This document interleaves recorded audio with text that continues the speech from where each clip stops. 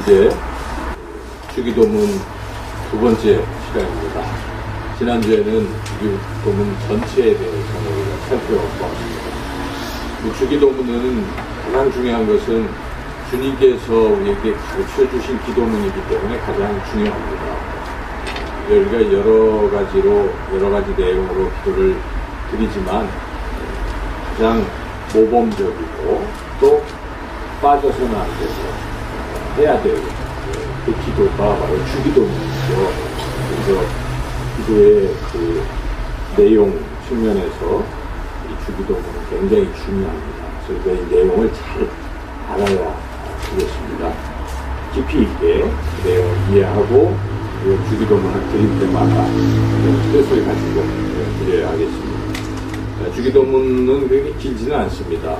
유대인들이 가지고 있는 기도문에 비하면 그렇게 길지는 않습니다. 그렇지만 짧다고 해서 이게 부족하다 이런 게 아니죠. 이 주기도문은 완벽하다라고 우리가 지난번에 생각해 봤습니다. 그 이유는 주기도문에는 하나님에 관한 부분과 사람에 관한 게 같이 나오지 않습니까? 그리고 또 이게 시간적으로 과거의 죄에 대한 어떤 용서, 고백 이런 부분의 것도 있고 현재 날마다 일용할 양식을 구하는 현재적인 그런 부분도 있고 또 미래적으로 하나님 나라가 임하고 그 뜻이 이루어지고 이런 그런 부분들도 있습니다. 그래서 과거, 현재, 미래 이 모든 것을 또 포함한 시간적으로 포함하고 앞서 말씀드린 하늘과 땅에 또 모든 것도 다 기도하고 그래서 기도가 완전하다 이렇게 말할 수가 있습니다. 그리고 가장 중요한 것은 이게 하나님 중심의 기도다 하는 것이었습니다. 그래서 주기도문의 시작도 아버지라는 하나님을 부르는 것으로 시작하고 마지막도 아버지의 나라와 영광을로 마치는 그런 소명으로 이루어지는 것으로 볼 때에 철저히 하나님 중심의 기도이다. 이런 기도의 특징에 대해서 살펴봤는데 오늘부터는 이 한 절 한 절 우리가 자세히 살펴보겠습니다. 물론 본문 마태복음 6장 9절부터 13절까지 그 내용이 나오는데 이 9절 거기에 나오는 한 구절 그대로 하지 않고 우리가 그 통합 측에서 또 여러 교단이 한국 교단이 함께 주기도문을 개정을 했습니다. 그래서 그 내용을 좀 알기 쉽게 그렇게 개정을 한 것입니다. 알기 쉽고 또 원래 우리가 이제 이 성경에 나와 있는 것 말고 원어가 있지 않습니까? 우리 한글 성경이 아니라 헬라 원어에 나와 있는 것을 또 번역에 충실했다고 보면 되겠습니다. 그래서 우리가 늘 암송하는 주기도문, 개혁된 주기도문의 그 순서에 따라서 함께 은혜를 나누려고 하는데요. 오늘은 이제 첫 번째 하늘에 계신 우리 아버지입니다. 우리 그렇게 기도를 시작하잖아요. 따라서 해보시죠. 하늘에 계신 우리 아버지. 하늘에 계신 우리 아버지. 그래서 오늘 이 말씀이 주는 의미를 함께 살펴보겠습니다. 먼저 전체적으로 하늘에 계신 우리 아버지. 이제 우리가 이렇게 부를 때 이것이 주는 가장 큰 의미는 이건 기도의 첫 시작이잖아요. 기도를 시작할 때 하늘에 계신 우리 아버지라는 내용이 나왔다는 것이 주는 의미는 기도할 때 기도의 대상을 분명히 하고 거기에 집중하라는 뜻이 담겨 있습니다. 그렇죠? 기도할 때 우리가 대화를 나눌 때도 누굴 먼저 불러야 되잖아요. 그죠? 누구하고 대화하는지가 분명해야 되는 것이죠. 그래서 우리의 모든 기도의 초점이 하나님이시다 하는 것을 분명히 우리가 깨달아야 되죠. 그래서 그 하나님께 항상 집중하는 기도가 굉장히 중요합니다. 하나님을 우리가 생각하고 집중하는 것. 그래서 우리 예수님이 기도를 가르쳐 주신 이 부분이 성경에 보면 두 군데 나와 있죠. 오늘 우리가 본문 아직 안 읽었는데 마태복음 6장 9절 말씀 같이 한번 읽어보겠습니다. 마태복음 6장 9절 말씀 한번 같이 9절만 읽어보겠습니다. 시작. 그러므로 너희는 이렇게 기도하라. 하늘에 계신 우리 아버지여, 이름이 거룩히 여김을 받으시오며. 하늘에 계신 우리 아버지요, 이렇게 시작이 되죠. 그런데 이 성경에는 주기도문이 두 군데 나와 있어요. 여기 마태복음 6장에 나와 있지만 누가복음 11장부터 나와 있습니다. 그래서 누가복음 11장 2절에서 4절 내용과 좀 차이가 있는데요. 그 부분도 우리가 같이 한번 살펴보겠습니다. 누가복음 11장 2절을 한번 읽어볼까요? 2절 시작. 예수께서 이르시되 너희는 기도할 때 이렇게 하라. 아버지여, 이름이 거룩히 여김을 받으시오며 나라가 임하시오며. 여기 이제 뭘로 시작합니까? 아버지요. 그래서 마태복음은 좀 수식한 것 같잖아요, 느낌이. 이제 원래 예수님이 이렇게도 기도하고 저렇게도 기도하셨을까? 이제 그런 우리가 궁금한 의문점들이 생기는데 아마 그 기도의 내용을 마태는 조금 더 이렇게 보완을 하지 않았을까? 뭐 이런 생각도 들죠. 그래서 중요한 것은 공통 부분이 더 중요하겠죠. 이것은 핵심인 것이죠. 아버지요. 그래서 결국 기도할 때 맨 처음에 대상을 분명히 부르라는 것이죠. 그냥. 그래서 우리가 모든 사람들이 기도 시작할 때 그렇게 하죠. 안 부르는 사람도 간혹 있기는 하지만 불러야 되는 거예요. 주기도문. 그래서 항상 먼저 대상을 우리가 분명히 하고 기도를 해야 된다는 거예요. 그것은 대상을 분명히 하는 것뿐만 아니라 그 대상에게 우리가 집중해야 되겠다. 이런 뜻도 담겨 있죠. 그래서 기도할 때는 항상 정신을 집중해서 하나님을 분명히 부르면서 이렇게 기도를 해야 하겠습니다. 그래서 이미 예수님께서 기도의 자세를 말씀하실 때도 사람에게 하지 말라고 그랬잖아요. 사람에게 하지 말고 골방에서 누구한테 아버지께 갚으시는 아버지께 하라. 그래서 이미 기도의 자세가 가장 중요한 것이 이렇게 집중, 하나님께 집중하는 거예요. 사람에게 자꾸 마음을 쏟지 마시고 어디서든지 기도하실 때는 누구에게 하시면 되겠습니까? 하나님 아버지께 하면은 그 기도가 지시된 기도가 됩니다. 내용이 조금씩 뭐 말이 어눌하고 뭐 이래도 그 상관없어요. 그렇죠? 근데 우리가 기도할 때 같이 느껴지는 게 우리가 지금 하나님께 하고 있구나 하는 생각이 들기 시작하면 숙연해지고 기도가 막 은혜로워지는 것입니다. 그런데 좀 들어보니까 말은 미사리하고도 많고 그런데 지금 우리가 하나님께 하고 있는지 우리를 들으라고 하고 있는 것인지 우리한테 하는 것 같기도 하고 뭐 좀 혼동이 일어나기 시작하면 은혜가 안 되는 것이죠. 그래서 그 기도는 참된 기도가 될 수가 없어요. 그래서 항상 어떤 대표 기도든 우리 개인적으로 혼자 하든 누구를 보고 해야 됩니까?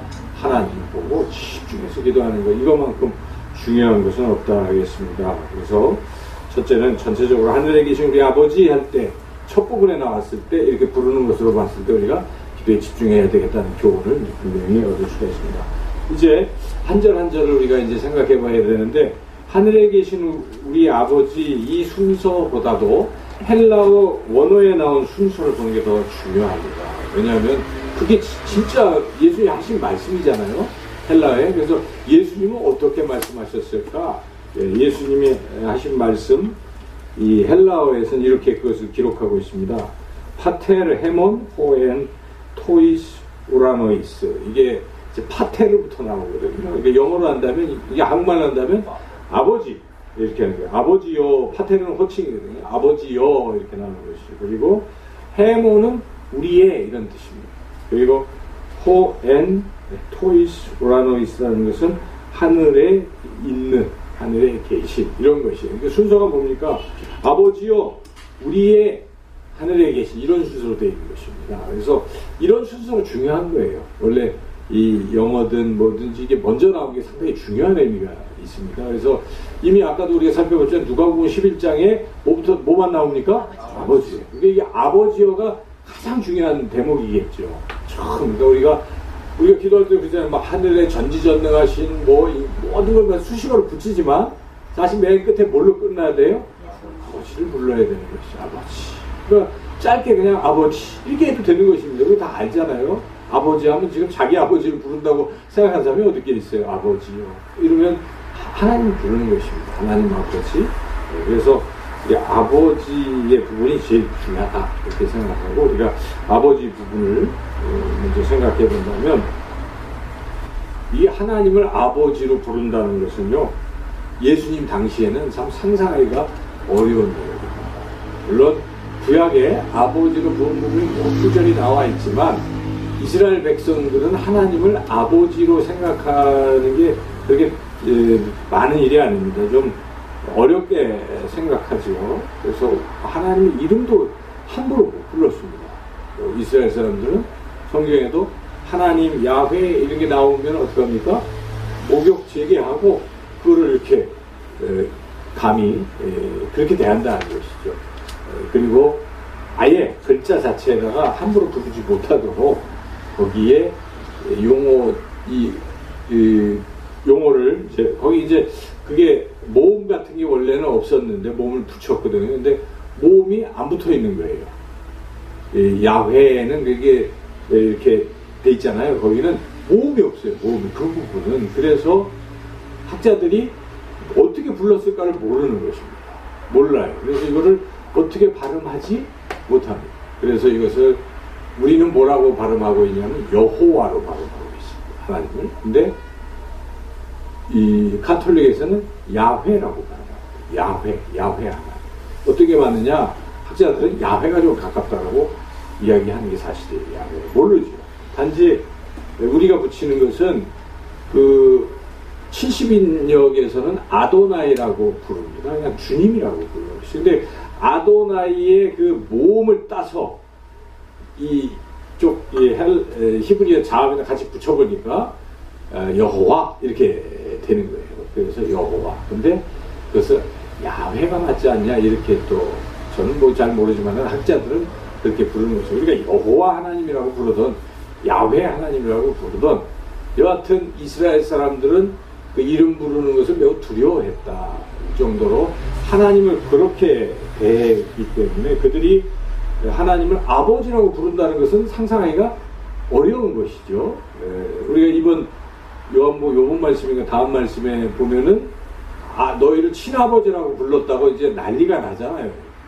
막 이렇게 그 유태인들이 그와 같이 하나님을 아버지라고 부르는 것은 굉장히 상상하기가 어렵고 그것은 하나님 만나면 죽는다고 생각합니다. 출애굽기에 사실 그랬잖아요. 모세는 올라가지만 백성들이 따라 올라가다가 죽음이 당해서 올라오지 마라, 가까이 하지 말라 이렇게 막을 정도로 하나님이 어려워. 그 이유는 하나님이 거룩하시기 때문에 그렇습니다.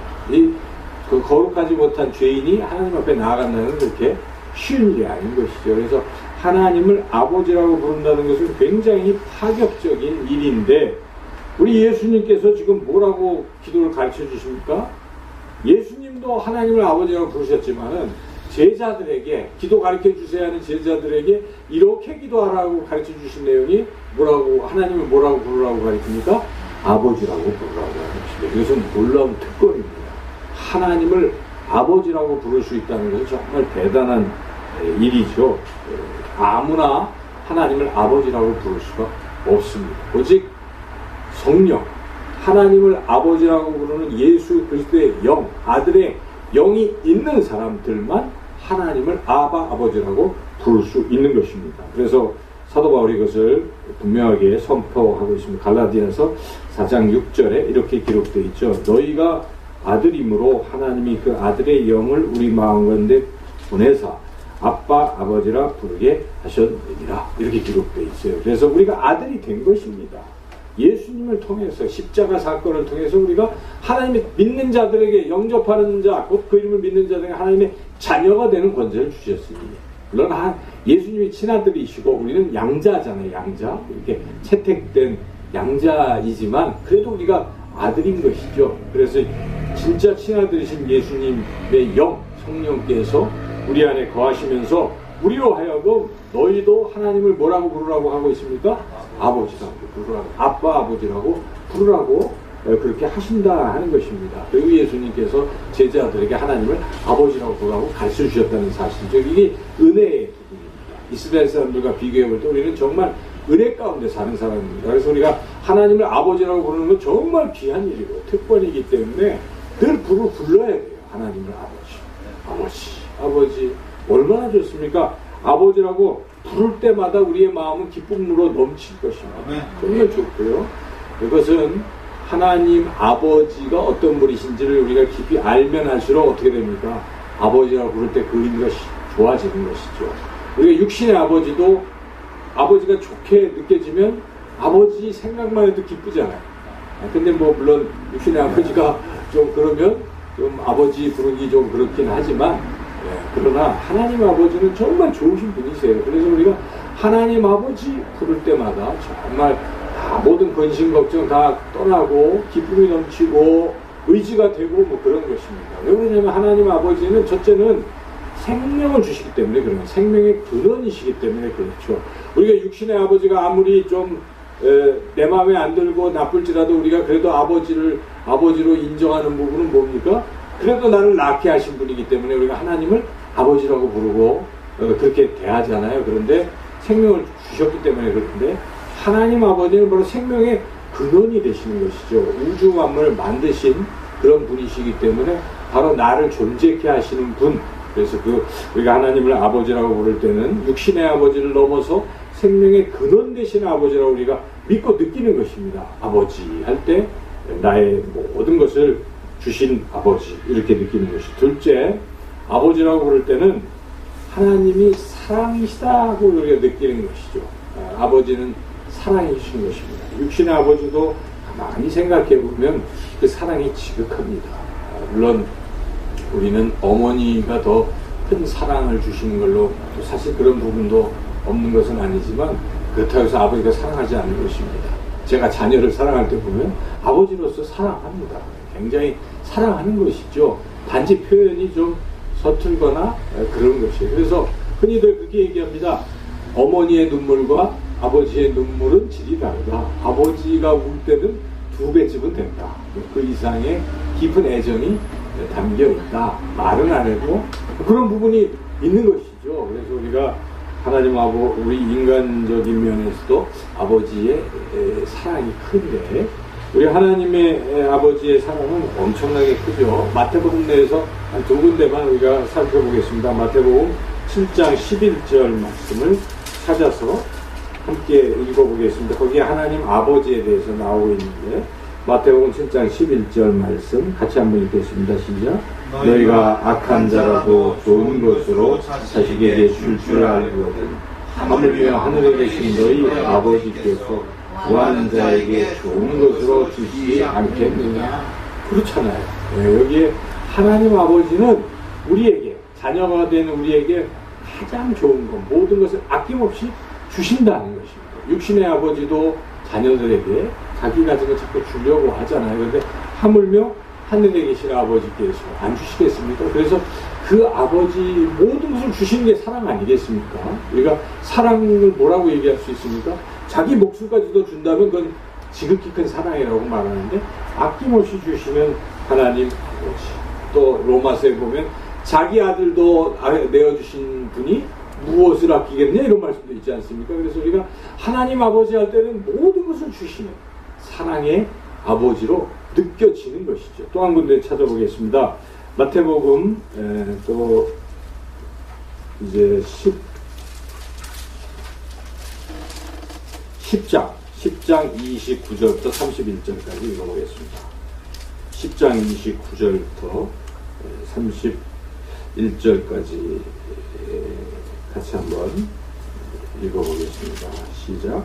참새 2마리가 한 아사리온에 팔리지 않겠느냐. 그러나 너희 아버지께서 허락하지 아니하시면 그 하나도 땅에 떨어지지 아니하리라. 너희에게는 머리털까지 다 세심바 되었나니 두려워하지 말라. 너희는 많은 참새보다 귀하니라. 예, 참새가 비록 적은 아사리온이라는 적은 돈을 주고 사람들은 사고 팔지만 그러나 하나님 아버지께서는 참새도 다 지켜주시고 누구도 참새를 어떻게 할 수 없을 정도로 지켜주신다. 하물며 너희일까 보냐 하는 것입니다. 너희는 하나님이 다 지켜주시고 보호해 주신다. 머리털까지 다 세신 정도로 세밀하게 살펴보고 계시기 때문에 두려워하지 말라는 것입니다. 하나님이 지켜주신다. 이렇게 하나님 아버지께서는 우리를 머리털까지 세시면서 우리를 그렇게 지켜주신다. 그래서 여기 이제 32절까지 보면 이게 아버지라는 것이 나오잖아요. 하늘에 계신 내 아버지가 그래서 우리가 하나님 아버지는 모든 것을 주시고 또 모든 것을 다 아시면서 모든 것을 지켜주시는 분이시다. 이런 면에서 우리가 하나님 아버지의 사랑을 깊이 느낄 수 있습니다. 세 번째로 우리가 하나님을 아버지라고 부를 때 느낄 수 있는 것은 용서해 주시는 분이시다 하는 것입니다. 아버지가 자녀를 용서하지 않는 그런 아버지는 드물드물 가끔 희귀하게 그렇게 하죠. 자녀들이 너무 나쁜 그렇게 배신을 하고 그럴 때는 잠시 용서를 못하지만 그러나 그래도 결국은 어떻게 합니까? 부모라는 건 그런 게 아니지 않습니까?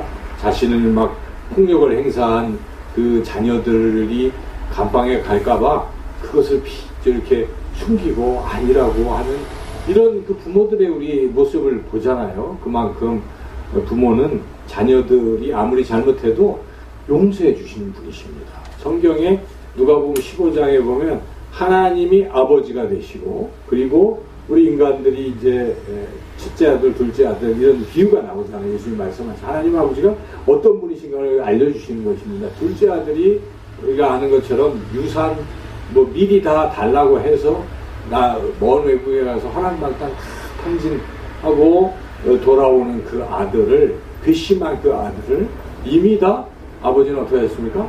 다 용서하고 계신 것입니다. 그래서 돌아오지도 않고 있는데 항상 동고 밖에 서서 돌아오는 그 자리를 바라보고 계신 거예요. 그 하나님 아버지께서는. 그러다가 쳐져가지고 그냥 하인으로라도 삼겠다고 오는 그 아들을 멀리서 아버지가 막 뛰어가서 그냥 목을 어금 막 안고 그렇게 그리고 살찐 송아지 잡아서 잔치를 벌여라. 내 아들이 돌아왔다. 너무나 기쁘다.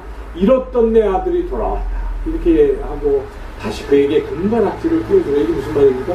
금가락지라는 것은 다시 둘째 아들로서의 권한을 회복시키는 의미하는 것이에요. 그러니까 모든 것을 다 회복시키고 이것은 용서가 전제가 된 것입니다. 아버지는 이미 다 용서하고 계신 것이죠. 돌아오기만을 기다리고 우리가 성경에 보면 하나님을 아버지라고 묘사한 그런 부분마다 굉장한 의미가 있어요. 그래서 오늘 제가 세 가지를 말씀드렸는데 첫째는 무엇입니까? 하나님 아버지 부를 때 하나님 아버지는 우리를 사랑하시는 분이 그게 두 번째고 첫째는 무엇이었죠? 생명을 주시는 네, 생명의 근원이시고 우리에게 사랑을 주시고 그리고 우리가 잘못해도 용서하시고 이런 세 가지 정도를 우리가 깊이 생각하고 그 이상을 생각해도 되지만 아버지를 부를 때 아버지 앞에 나올 때는 항상 나올 수 있겠죠.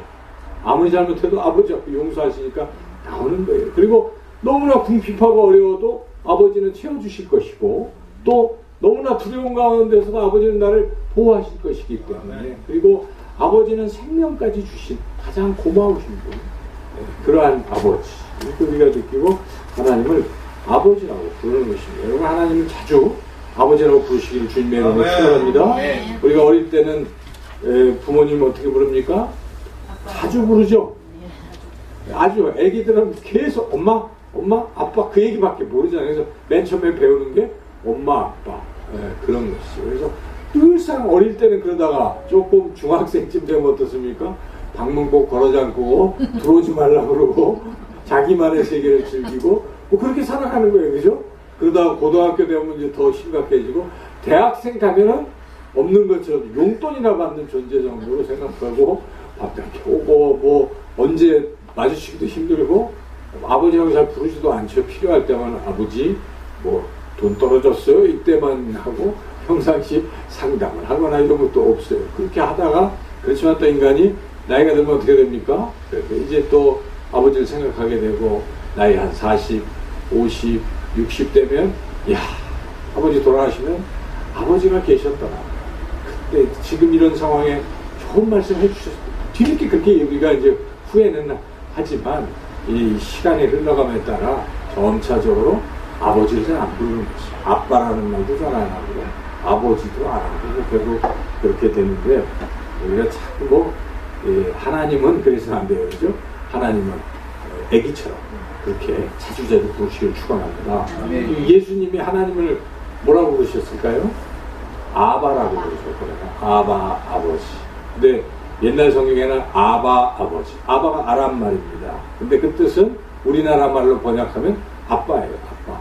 그래서 하나님께서는 예수님께서는 하나님을 이렇게 친근하게 아빠 이렇게 부르셨다는 것입니다. 우리 개역개정에서 번역된 것에 저도 아바라고 써있는데 찾아보니까 하나도 없어서 이게 웬일인가 해보니까 이미 개역개정, 개역 한글은 아바로 되어 있었는데 개역개정판에서는 아빠로 번역을 했어요. 여러분들이 마가복음 14장이나 또 갈라디아서 이런 데 보면 아빠로 이렇게 바뀌어 있어요. 더 정확하게 번역한 것이죠. 아바는 아람어 원어지만은 아빠로 번역한 거예요. 그러니까 예수님은 정확히 하나님을 뭐라고 부르셨다는 것입니까? 아빠라고 부르셨다는 것입니다. 그만큼 친근하게 부르셨다는 것입니다. 그래서 우리가 뭐 하나님은 아버님 뭐 이렇게 부르는 것보다는 아버지 정도, 그리고 아빠라고 부르기는 조금 어렵더라도 그만큼 아버지를 자주 부르고 이렇게 친근하게 느끼고 이런 과정이 중요해요. 장황스럽게 기도를 많이 안 하더라도 그냥 아버지 수시로, 그죠? 24시간 늘 하나님 아버지를 부르시면서 그렇게 살아가면 참 좋겠습니다. 이렇게 하나님, 하늘에 계신 우리 아버지의 아버지 파테르 이 부분을 먼저 우리가 기도의 첫째에 두고 기도를 해야 됩니다. 두 번째는 우리가 수식어가 뒤에 해못, 우리, 파테르, 해못, 우리의 아버지 이렇게 되는 겁니다. 그러니까 우리라는 게 굉장히 강조되어 있어요. 그래서 예수님이 기도를 가르쳐 줄 때 아버지 부를 때 그냥 나의 아버지로 중요하죠. 그냥 나의 아버지로 우리가 인식하고 시작을 해야 되겠죠. 처음에는. 그러나 곧 뭘 또 생각해야 돼요? 우리 아버지를 생각해요.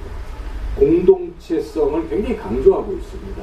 우리 아버지라고 부르라는 것은 의미가 있잖아요. 그렇죠? 우리 아버지.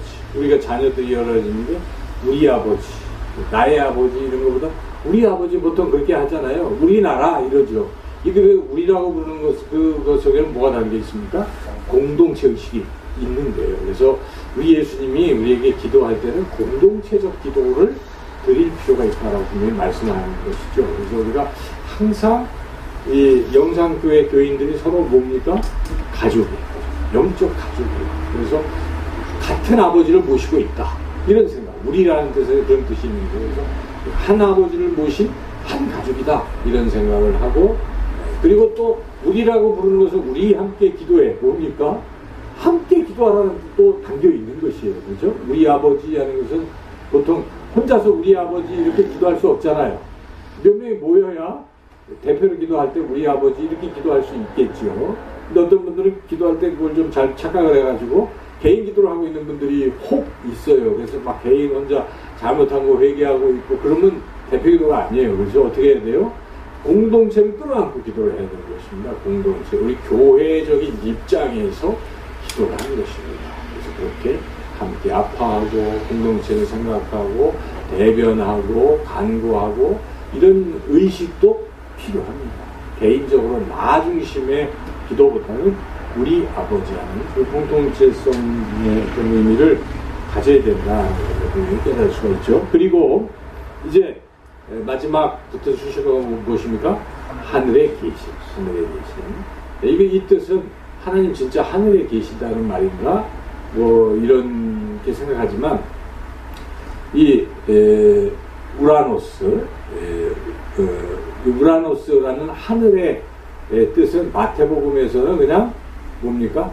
하나님의 나라 이런 개념. 그러니까 하늘나라라고 표현하잖아요. 그건 하나님이라는 단어를 쓰기가 두려워서 그렇게 했을 뿐이지 하나님의 나라라는 의미가 담겨 있습니다. 그래서 이게 하늘 이런 뜻이 하늘에 계시다는 것은 저 천국 할 때 그 지역적인 그런 의미라기보다 하나님이 다스리는 곳에 계신 이런 뜻으로 우리가 받아들여야 되겠습니다. 하나님의 나라의 개념으로. 그래서 여기에 하늘에 계신 할 때 이제 첫 번째 우리가 느껴야 될 것은 하나님의 그 어떤 다스림 주권을 생각하라는 것입니다. 하늘에 계신 아버지라고 생각할 때는 무엇입니까? 모든 우주 만물 위에서 우주 만물을 다스리시는 분이시다. 이렇게 우리가 첫째는 하나님의 그 주권, 모든 것을 다스리시고 모든 게 하나님께 속해 있다는 그런 의미를 가지고 우리가 기도를 해야 됩니다. 그래서 우리가 하늘에 계신 우리 아버지 할 때 이미 하나님이 우주 만물의 주인이요 그죠? 모든 것을 다스리시는 그런 통치자이시다. 이러한 개념을 가지고 우리가 기도를 해야 되는 것이고, 또한 하늘에 계시다는 뜻은 또 무엇이겠습니까? 전능하시다는 뜻이 담겨 있어요. 모든 것을 소유하실 뿐만 아니라 모든 것을 하실 수 있다. 그런 뜻이 깊이 담겨 있죠. 그래서 우리가 하늘에 계신 우리 아버지 할 때 어떤 생각을 해야 돼요? 하나님은 전능하시다. 그런데 그 전능하신 하나님이 나의 아버지다. 이런 생각을 하게 되면 여러분 근심, 걱정, 염려가 떠나가는 거예요. 야, 하나님이 하늘에 계시니까 전능하시고 모든 것의 주인이시고 하니까 그분이 나의 아버지라니, 이런 생각이 들면서 나같이 하잘 것 없는 존재도 하나님이 나의 아버지이시기 때문에 모든 것이 가능하고 이러한 믿음이 생기는 것이죠. 오늘 주기도문에 대해서 살펴보겠습니다. 하늘에 계신 우리 아버지 할 때 가장 중요한 것은 집중해서 하나님께 집중해서 우리가 기도를 해야 되고, 그리고 아버지라는 개념이 가장 먼저 우리가 나올 부분이에요. 그래서 아버지, 그 아버지는 생명을 주시고, 그리고 사랑이 무한하시고 용서하시는 아버지십니다. 그리고 그 아버지는 나만의 아버지가 아니라 우리의 아버지이기 때문에 나만 사랑하는 거 아니잖아요. 그죠? 그러니까 우리가 어려운 사람이 있으면 마음이 어떻게 돼요? 오늘 아버지의 마음이라는 찬양을 드렸지만 하나님은 그 어두운 곳, 낮은 곳에 계시잖아요. 슬퍼하시고 눈물을 흘리시기 때문에 그 아버지 마음에 우리도 같이 가는 거예요. 그래서 우리가 주기도문에 우리 아버지 할 때 공동체의 연약한 지체들 막 생각이 나는 것이고, 그분의 아버지시고 또 이런 생각을 하고 공동체적 기도를 항상 드릴 필요가 있다는 것, 그리고 전지전능하시고 무소부재하시고 모든 것을 다스리시는 통치자이신 그런 분으로 여러분이 깊이 느끼고 날마다 아버지를 부르며 기도하시기를